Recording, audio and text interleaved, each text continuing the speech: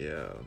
Yeah, let's get this crack-a-lacking, man. Episode 7, head-to-head, live on your Connoisseurs of Hip-Hop IG live right now. It's your boy Scan Deuce. And yes, I'm joined by the man himself. Anyway, Yes. Yes, King. Yes, How you doing, Lord. brother? I'm Fam, alive, Lord. you look like you got the fresh trim, man. Are you getting the fresh trim in the lockdown? I could do it myself, bro. That's it. Do for self, D. Self-sufficiency, man. Is key. You know what I mean? If anything. Yeah. Definitely, G. Definitely. Yeah, man. love to hear that, man. Love to hear that, man. So yeah, so salute everybody that's going to be joining us, obviously, throughout this interview, and those that will be hopping on later when we post this thing. You know, how's everything with you and your connections and that, man? Nah, it sounds so good. It sounds all clear. You sound nice and clear, man. Thank you for having me. Do you appreciate it, man? Trust me, I'm so humble. Yeah, fam. Oh, Having you on board, bro. You know, and I love these type of interviews, man, because I know we don't know each other personally, but you know, I'm gonna take this time to get to know each other, and obviously for the people locked in right now, I'm gonna get to know you as well. And yeah, man, this is gonna be, you know, should be a nice ride, man. So obviously in this interview, we're gonna be jumping into the new album, wicked new album, and then obviously we're gonna talk about your past as well and how we got to this point. And what's coming next, man? All of that stuff, you know. So yeah. Look forward, man. Thank you, dude. Humble. So humble. Wicked, man. So basically, the first question we always jump off with, man, is, you know, for our listeners that might not be very familiar with you, is how you came up with the name Anyway the God. Was it your first rap name? You know, what's the story behind that, man? Right. So that definitely wasn't my first rap name. That name is something that from like early teens it's a sentiment I had. So just to kind of give it a bit of context, because it's actually a phrase. The whole name is a phrase. It's actually Anyway the God is real. Okay. But just Anyway the God, because I was born here. I grew up from the age of 6. I went to live in the Caribbean, Grenada specifically. That's right. Represent. Yeah, man. See, there you go. So you're Grenadian. You've got Grenadian background as well. So Yeah, man. I grew up in Grenada for half my life. Went to secondary school, finished secondary school, everything out there. But I didn't grow up around my biological parents. I've lived kind of I'm like the suitcase kid. I'm the suitcase kid. So I kind of I've lived in different places. Even when I was in Grenada, I didn't stay in one place. So yeah. I remember I went private school for a little bit, because I stayed there till I was about 9. Came back to England when I was 9, like late 9, and went back to the Caribbean when I was 11. So in the space of between 9 and 11, I went private school over here. I was being schooled. I got like a Nation of Islam background. So I was schooling with I was schooling with the Nation, but things was still in its infancy, in its development. So I went to even when I was over here, I still wasn't really around my biological parents like that. So I didn't really grow up with my biological parents and such. And I kind of had an effect on me, not necessarily negative. It's just I'd pine for like my mum or certain like my parents. So the aspects of that, but at the same time, it wasn't like I didn't understand why I was where I was. So I didn't really pay it too much mind. But as I came into more understanding of things, anyway. I used to write poetry. I started, and then I kind of took it more seriously at 11. But anyway, it was I remember writing a poem, something to do with love, but not like on a lovey-dovey tip. But it was kind of like a perspective of like like God's love or something like that, and how we see love or something like that. But I remember writing a line like something about like God, like my love's ghost or something. It's kind of like God is treated flippantly. Like anyway is a flippant term. It's like when you have a conversation, you say anyway. So Right. like I kind of feel like that term, that flippant term, like anyway. So I'm like, I'm gonna go with anyway, and this is like early. This is like early 2000s, and this is coming off of the back of finishing secondary school and stuff in the Caribbean, and then got a Madlib tape, You say Madlib? A Madlib tape, and anybody who's like a fan of Madlib or Lord Quaz, when he's in the Lord Quaz character, Lord Quaz always says anyway. So I ran with that even more. So I was like, oh, you know what, yeah? I like this anyway, you know what I mean? This anyway. So it kind of just came as, anyway, it came from, in my life, I felt like a flippant thing. So I just kind of took on that persona, that just anyway character, but anyway, also a representation of kind of how we treat and regard each other, and like divine presence in each other, kind of like just how God, it's like how God's love, it's like certain things you just don't necessarily, I've never felt like I've ever been the focus, but at the same time I don't want it. I mean, so I just play the background. Anybody who knows me, I play the background. I don't, even when you meet, you won't know I do music unless you get to know me, you know. Right. I like things to speak for themselves. Good enough. Even like when I'm working, if I'm in a job, if I'm doing my work very well, it'll get noticed. If it's not getting noticed, then I'm not doing things as I should. The level that I can, or so to speak. So that's just kind of like what that term. I kind of went roundabout the way I was trying to find a nice summarize, but I hope I'm making sense. Right, yeah. But yeah, anyway, it's just a flippant term. But it's like anyway, despite like I'm here, innit? Regardless of whether you notice me or not.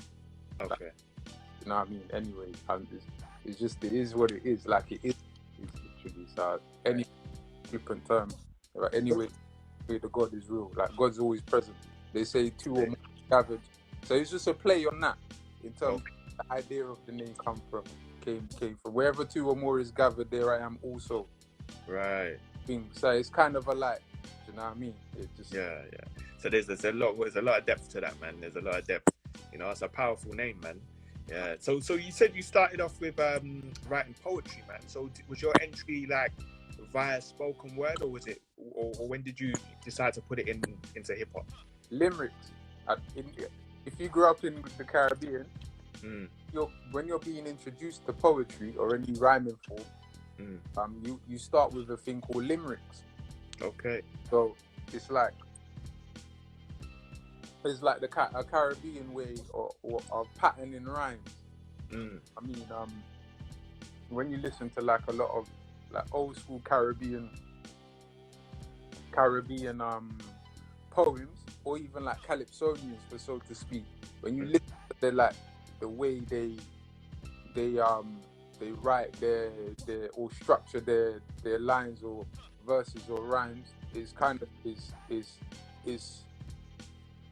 in school was limericks that introduced me to that, and I just kind of caught on and really like doing like rhyming limericks or poems. So I kind of just got into it in school, and I never wasn't really spoken word. We just used to write. We used to get obviously given these tasks to write poems and poetry, but it's just something I ended up continuing and then developing over the years. And I'm like a lot of things very personal, just ways of just getting my ideas, because like again, it was like my background, like I said, it was Nation of Islam, so I felt like the only Muslim on the island, bro. Oh wow. Okay. Like going to a Catholic school, I was going to church on some Sundays and stuff, like being You don't really have a choice in certain situations. So I'm going and I'd listen to readings and whatnots and that, but like I had a Quran. I read the Quran to get used to reading the Quran. Like, Yeah. Allah and all type of stuff. So it's like I felt like I was the only Muslim. So things that was in like certain information I was exposed to from a young age, I could there wasn't anyone around me to relate to what was in my while I'm learning how to relate. Okay. Write a lot. I used to write a lot, and my mum was my pen pal. Okay. So this is like where the love of writing came. Right. My love of writing came. So like my practice when it came to just kind of being introduced, like the poetry aspect came from school, being taught and learning about limericks and writing structured rhymes in the form of poetry, so to speak, and I carried that on. Also literally writing letters. Me and my mum writing letters back and forth because I was there for like 9 years. Okay. And kind of translated, and there was other things as well, but that kind of is what got me into writing and just have a love for writing, have a love for calligraphy. And right. Came into writing and whatnots and stuff. So yeah, that's kind of a weird poetry aspect. You know, and that's rare nowadays, man, because a lot of us, we just live on our phones, man, and we have some, I mean, even the younger generation, man, has some horrible handwriting, bro, because that's not what they used to do it. You know, and there's very, very few MCs, man, still stick to the craft of having the rhyme pads with the you know, the handwriting or the however you choose to write. Some people write graph, you know, but it's part of the process, man. And for me, it almost adds an extra enjoyment to writing the verses, you know. So I mean, so at what point did you did your poems come off the page and onto the mic, or did you start performing? I started my first song, I probably like complete song, like written and performed, I was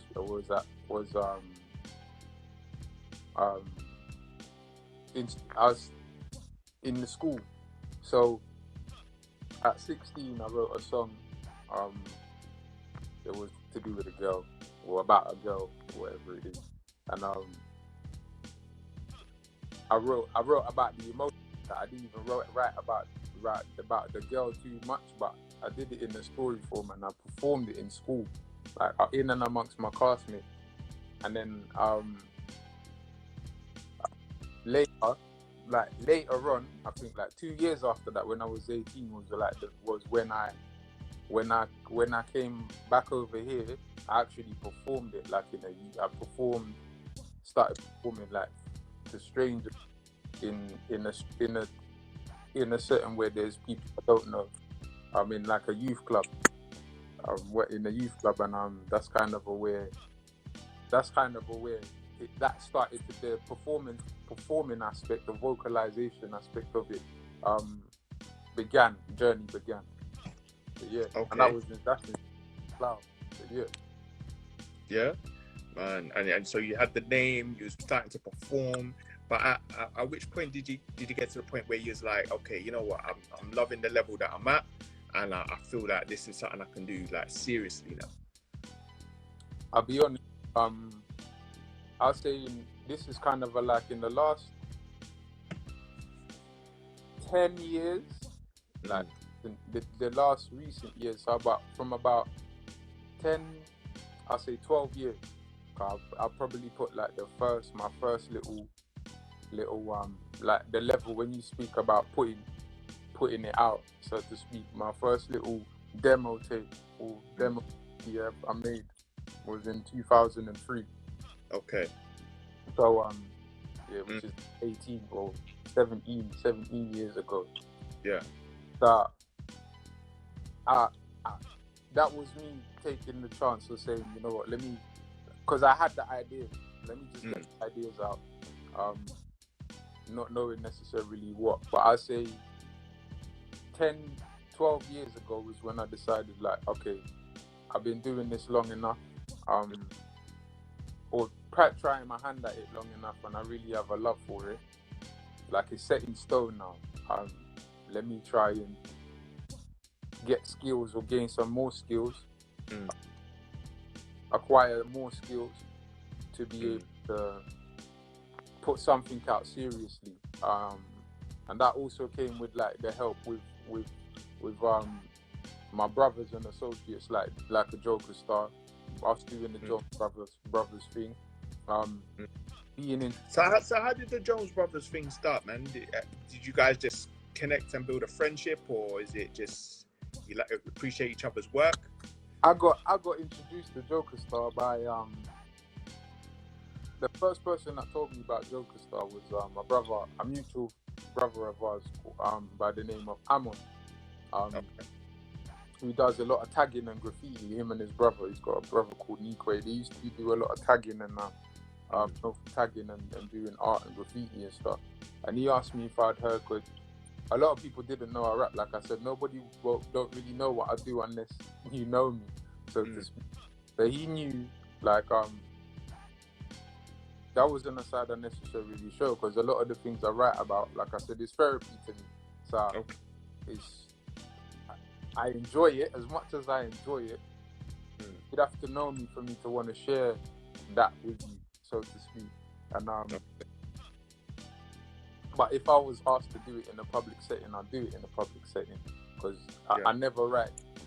I never wrote from just a personal perspective. I always tried to write from a universal perspective. So if looking at things from a bird's eye view, so all others relate.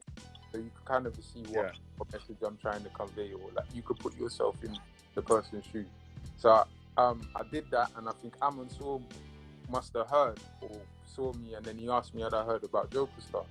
And he sent me a song that he done called More Booze, produced by a brother of ours who's Slough local, called Now, Lord Supermo. So we linked up, like the friendship, and budding from there. I always used to go and they'll get me to come. So this is the same thing, like around say 2005 going onwards. For 15 years we've kind of just had this relationship, and because I was always around and like learning, same thing, picking up like little technique, he kind of had me under his wing, and for a bit. Again, this is episode number 7, Head to Head with Anyway to God. Yes, brother, you good? Yeah, Lord. Yes. Wicked, man. Wicked, bro. We're gonna have to do a little cut and paste job, man, and bring these 2 interviews back together. But just a quick recap, man. You was talking about how you got your name, growing up in Grenada, how you started out writing poetry, writing letters to your mum, early influences in the scene, meeting Joker Star, and I think we was getting to the point up to where we was talking about the formation of the Jones Brothers. Yeah. So yeah, man. So at what point did you guys decide, you know what, let's put this friendship on wax, man? Let's start recording together and making music. Yeah. We met up with the producer. Joker Star put an album out called Blood Ring, and when he was reaching out or in the process of making the album, one of the producers by the name of Scratch Professor, I don't know if you know Scratch Professor. Omar's brother. That's right, Omar's brother, the brother Omar Lifefull. And they linked up on MySpace, and Scratch Professor produced a couple joints on the Blood Ring album, and I think wanted to do more work. So in doing looking to do more work with him, Joker Star brought me in, and we did a project. We actually did a project, and then called it the Jones Brothers. We just thought, we didn't know what we was gonna call. Decided to make it a collective project, because he done all the beats, and then it was me, Joker Star, writing and rapping. So big up Joker Star in the chat. But yeah. Yeah, man. Mm. That name came there. This was ages ago. But that didn't work out for whatever reasons. In terms of, we had the full project, but it didn't. I don't know. I don't think we don't know what's happened to it. But we continued. We decided to keep going, just me and him, and started recording over Michael Parkinson's beats, Appetite beats, because he had all of these resources for producers. Nice. That he's worked with, and started to form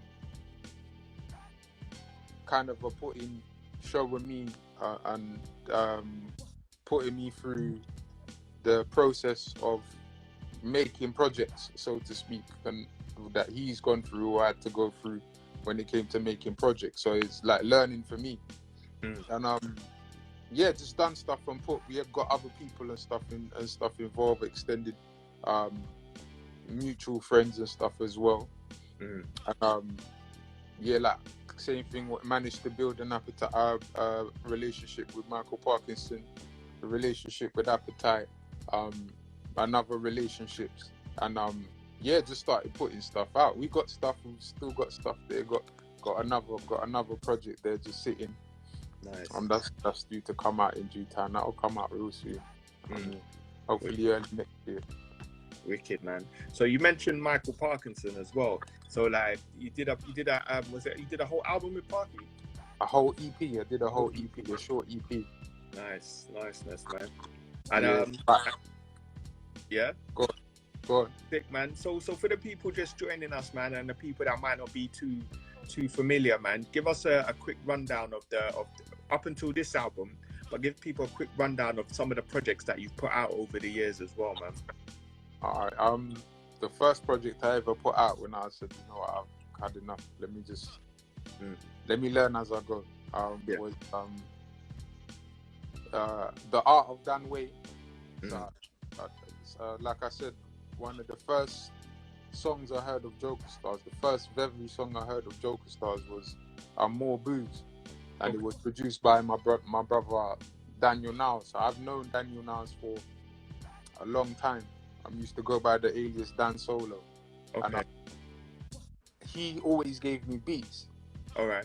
And a lot of them were just made, they were made on, I think, the same thing that Madlib made he used to make his albums or whatever it was. But it was just very dusty, had a very different feel, and I could always hear the ideas of what a lot of things could be when he sent me these things. So I had these beats for over 10 years. I just decided to do a whole project with him, and I know he wouldn't mind.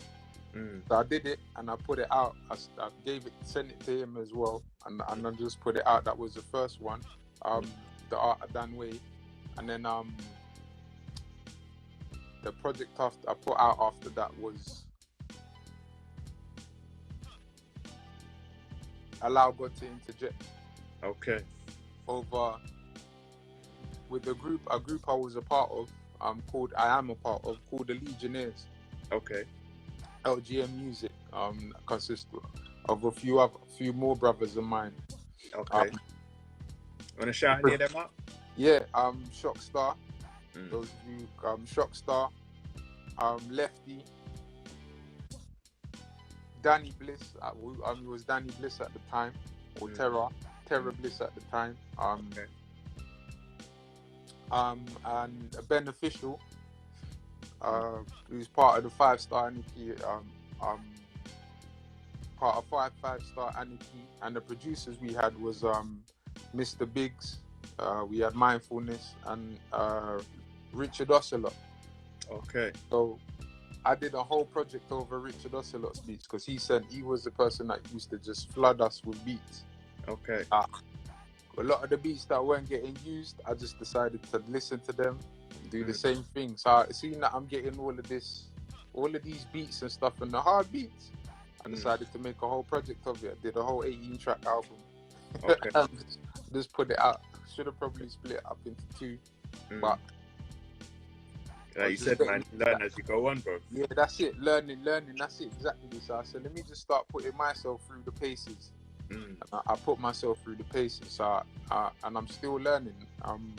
then I put out a joint project over the same Ocelot beats with my brother from another brother, a Legionnaire project, with Lefty, and that one's called Dragon Meets Tiger DMT. Okay. And that's been well received. So as I'm doing this, I'm getting better at mixing. I'm getting better at playlisting in terms of sequencing. Yeah, sequencing and structuring and stuff. Just learning more and more and more as I go. And then so would you say you're self-taught in that respect, or? I'm self-taught in a lot of things. I've taught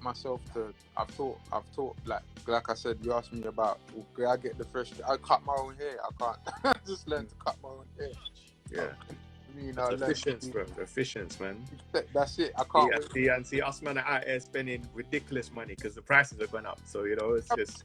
Yeah, I don't understand all of that. And I got my discomforts when it comes to certain things like that as well. Like, with barbering, I rate it. It's such a skill. But to me, it's also a bonding thing. Yeah. So if I was, I'd like to have one, and I know most people are like this. They have one barber. You go to your barber shop, but you have your specific guy that does your hair. So it's the same. Because I don't know. I don't really need to bond with certain people. Let me learn to bond with myself. You know what I'm saying? That's what's up, man. And so you're saying you did the joint album, and so what came after that joint? After the Art of Dan Way, I missed. That's cool. After the Art of Dan Way, I did. That's when I put the Parky project out. I put the Parky Over Peas out after the Art of Dan Way, and then Allow God to Interject came, and then Dragon Meets Tiger came, and then this project. This project, Mindful Lounge. Yeah. Okay. Yeah, that's where we're gonna get into, man. I remember the first time I heard you was Over Peas. I remember I got put onto that, and I was like, yeah, man, we were spinning that on the show, bro. I appreciate at the time, man. And that's where I was like, yeah, man. That's when they put the wheels in motion. I was like, at some point, we need to have a conversation, bro. And here we are, man. You know what I mean? You've just dropped a new album, Mindful Lounge. And you know it knocks, bro. And it's funny because when I'm speaking to you and you're telling me about like Madlib was an inspiration to you, and I'm hearing these elements in the record, man. And then also when you said that you self-taught as in terms of engineering yourself, mixing and mastering. In the credits it says you mixed and mastered the album as well. Yeah. And I was just like, damn, you know, it sounds professional. The levels are tight as well. So, and it takes confidence, you know, obviously, to get to that point. Yeah, when there were people that showed me a lot and encouraged me along the way. So, like, I definitely have to shout out my brother Josh Cyrus, because even in the credits, you might see there's one song he totally mixed and mastered for me. Yeah.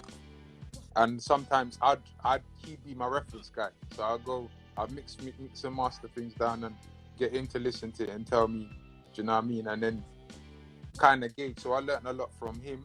Shopstar from the Legionnaires as well. In the beginning, when everyone's recording, I just used to observe him, what he was doing. And a lot of my templating was based off of the photographic memory that I used to see and witness, and then I started doing the same thing whenever I saw Josh Cyrus. And then any studio I went to, I'd watch, kind of just watch, because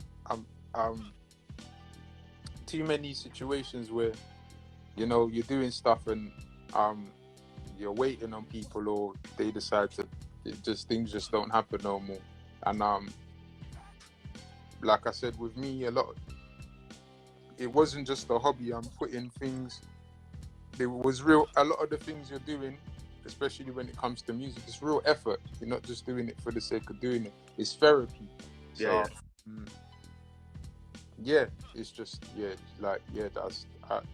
I'm learning to mix and master things myself. Okay. Man. So tell me about the title of this album, man. Mindful Lounge. How did you come with that and the concept? I started that album 7 years ago. 7 years ago. I did the first song I did to that was it's called F0. Yeah. And the idea was solely based on just like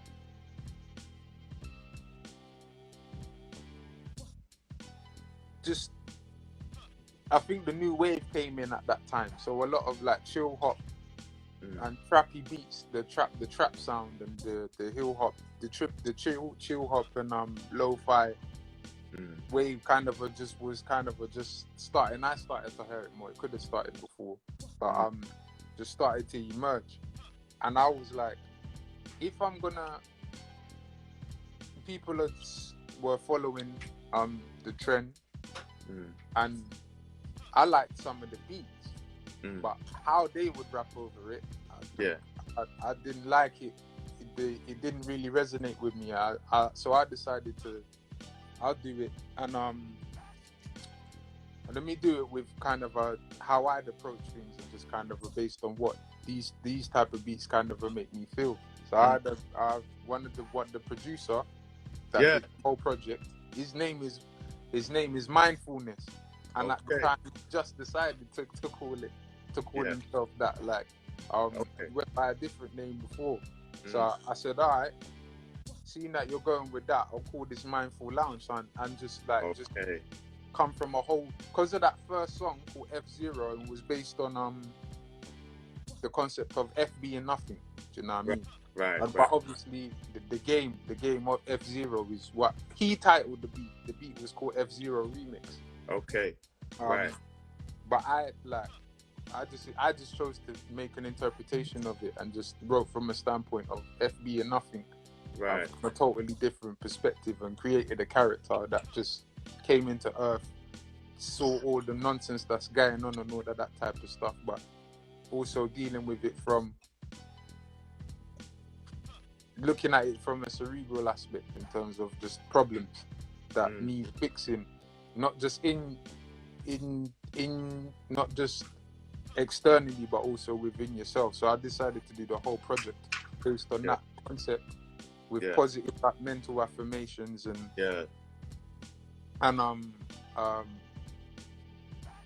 kind of a flipping mental health on his head, in terms removing the negative connotation from it, but mental health being something positive, like you know, mental well-being. So it's just the whole project's just based on mental well-being. So but just chilling and processing. Just the whole project was supposed to give the feel of chilling and processing, just taking time to chill and process your thoughts.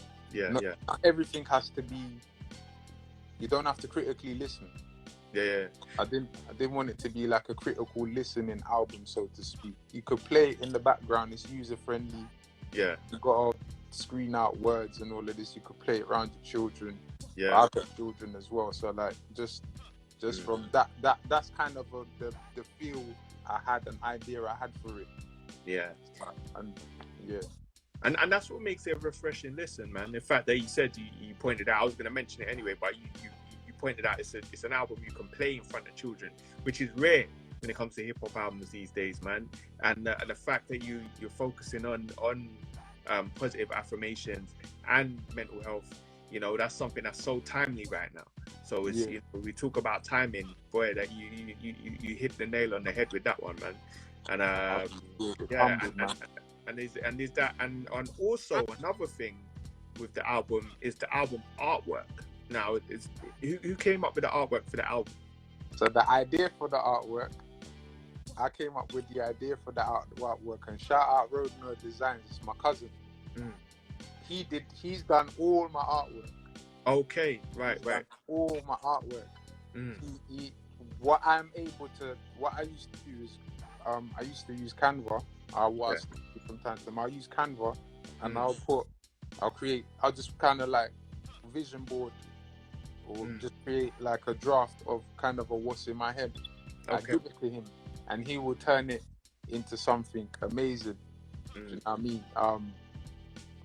Using different elements, what I was able to explain and give to him, you'd be able to recreate almost, or better, a lot better, exact or a lot better than what was in my mind.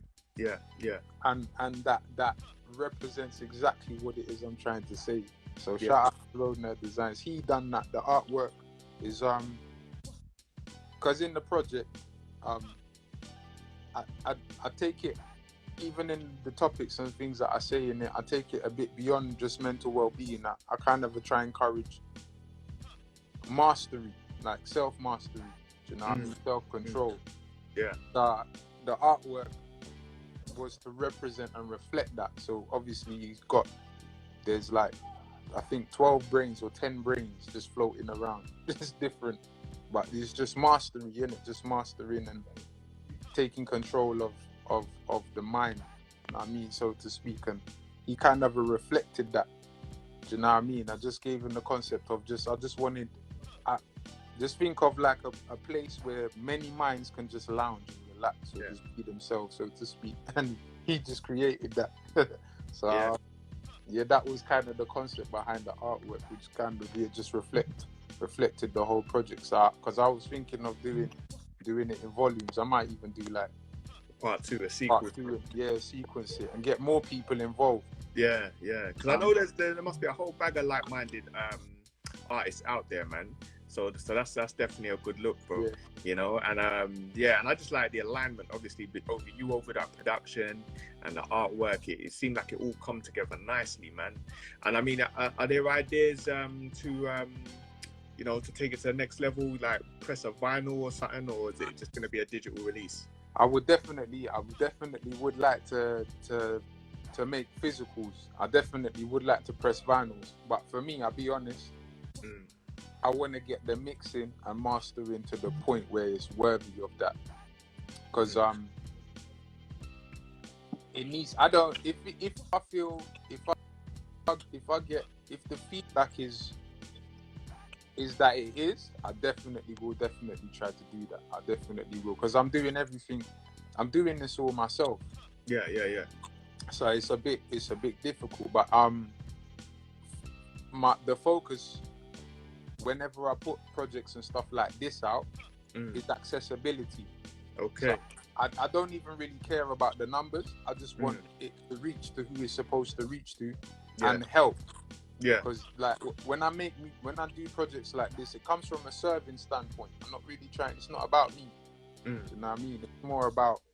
It's about the listener. I want you to get something from it, and I want it to help you as much as I put. When I writing that project, I wrote it from a standpoint of reminders. I need these reminders.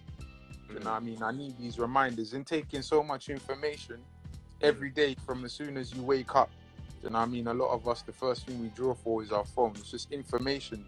Yeah. Like, I wrote it as reminders. So whenever I play this, it just reminds me. I just need that. I need those subconscious reminders and subtle reminders keep seeping into my ears or my mind while I'm collecting other information and dealing with and going about my life or our life, so to speak, to just kind of and create a better environment and just self-appreciation. That's what I want. Go on. Nice. And then one thing I got from this album, man, it definitely sounds like something that can be expanded. I mean, I know you talk about being a tutor and that as well, but it's something that I can see, certain mental health charities getting on board with, and just developing programs based off certain tracks on the album, and just it's because it's a powerful listen, man. And I think as hip-hop artists, we get accused sometimes of being a bit one-dimensional, where we just make the record, put it out and keep it moving. Whereas sometimes we can dig a bit deeper into the record and be like, okay, what can I actually do with these songs? Because these are universal songs you can play to kids, you know what I mean? And do something, really memorable, man. And in the same time, increase the shelf life of the album, because this is something that you could continue to, expand for the next year or so, really. So, that I don't know. That's what came to mind when I listened. No, I appreciate it. Appreciate it, bro. And the same thing. That's exactly what you're saying I don't want to have to say. I Okay. want the work to speak for itself. So as you're saying it, like that's exactly what it's about. That's exactly what it's about. Like whoever can take it and wants to take it wherever, they can take it. And I would definitely try to push that. But again, it's not about me. It's about wherever, whatever place it has, wherever it can fit and help. That's exactly what the goal and objective of that project was. So to hear you say that, I'm so humbled, and I definitely feel like even more now. I'm doing the right thing. Like you said, it's not. I've never done. Nobody's ever really heard me on rap over that kind of a sound, and that was a conscious decision. Okay. Because I like music. Period. You hear me rap over boom bap and everything else. Like I love hip hop, but in terms of new, and like I said, I started 7 years ago. So hearing a lot of the new stuff,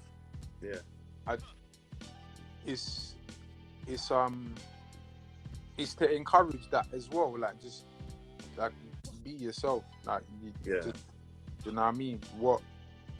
Looking at things from just slightly different and just trying to refresh the mind or add new stimuli, so to speak. It's like encouraging or thought-provoking things, but it doesn't have to be a headache. It has to be natural. And to me, man, this is where I see your expansion, bro, where you kind of evolved from the MC more like this artistry now. You know what I mean? We're seeing like the maturation, man. You're moving into a next arena now. You know what I mean? It's got me excited because I want to see what you're gonna do next. So it's like, you know what I mean? It's dope, bro. It's dope. But obviously we can't ignore what's going on around the world right now. And I mean, what was the experience like of putting a project out, but for the first time you can't tour it? You know, so how has that affected how you've the process of putting this album out for you? Yeah, that's what kind of helped me my decision, brother. In all honesty, like, because no one can't really do nothing no more, it's perfect time to just put something that encourages what this project encourages in terms of self-appreciation, mental well-being, taking a moment out, because we're at home, and I mean, the first lockdown, people were at home, everyone's confined to their spaces and having to face and deal with things within their own space that they've been putting off for the longest, and even in putting aspects of themselves off as well. So now you got to deal with and face certain things like it's the perfect time. That's kind of that's what the project's really for. Like I said, the focus it wasn't about me. So touring, that can come anytime. Like I mentioned, I think earlier, that when I'm writing, I always try to write from. Sometimes it comes across vague, but I always try to write from a universal aspect. So where I try to include all, or look at it from a different standpoint. It's not. I don't try to put myself into it too much. This will definitely come from. There's aspects of my perspective, but I might not always give you my perspective. I might give you another perspective that's higher than my perspective. I always try to reach beyond, and so in terms of touring, if I had to tour a project, it doesn't have to tour. I don't have to tour it now. Whenever that's possible, I can tour it later on. And just like how you beautifully suggested, in terms of people that could fund it or where it can go, that doesn't necessarily have to happen now. That can happen when it's supposed to happen. Later on. When whoever catches onto it. But it's out there now. I just wanted it out in the atmosphere now. So then hopefully physicals or anything, whatever is to come from it later on comes from it. It doesn't have to be now. Man. You know what I mean? People do what is it, like the 10-year or 20-year anniversary things. Now you're seeing a lot of that stuff now, repressing, all of this type of stuff. So if it's hopefully, and that's the same standpoint. Like, to me, when you do things from certain perspectives, the longevity of it, that's what I wanted. I wanted it to be a longevous product. It's the longevity. It's something that I think could hold up for a while. It could always be picked back up. You could put it down. It's not just for now.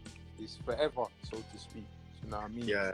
And, it's refreshing to hear that, man, especially in a time where people are just, they're devaluing hip-hop a little bit, man. They're just throwing music out and you kind of forget it as soon as you hear it, man.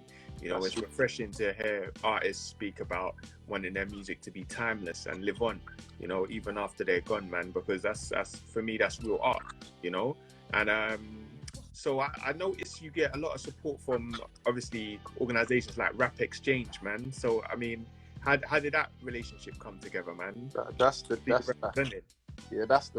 That's the family. I'm part of Rap Exchange, so I help engineer. That's more practice for me. So that's that, and a testament to where taking myself and wanting to acquire the skills seriously has landed me, because now I'm an engineer for a independent label. Which is even more practice because you never stop learning. Right.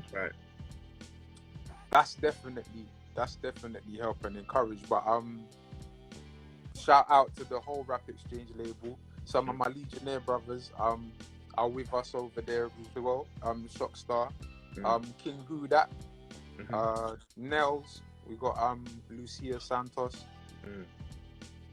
Miss Santos, Dantian Collective, KG Chi, Mr. E, Zedai was once a part of it, and Billy Spliff, from the Brotherhood. That relationship, and that came through my brother KG. I met him. We know the same people, and I performed, I think, one of his open mic nights years back, and then we did a song, and I remembered the song, but I think later on when we just ended up crossing paths again, and he asked me for a verse. I did a verse on this song on their album with Parky and Joker Star called Break Bread, and then they put the album out and everything, and then they was touring. So Dancing Collective was touring, and when they came back to the UK, I think they just came from Romania. They came back to the UK, and they did a Onyx show, and they did a La Coca Nostra show over here in New Cross, and asked me to just come on stage. I think when they went to Romania, when they came back, one of the artists, Mr. E, got stuck out in Romania, so it was just one of them. And he wanted just support.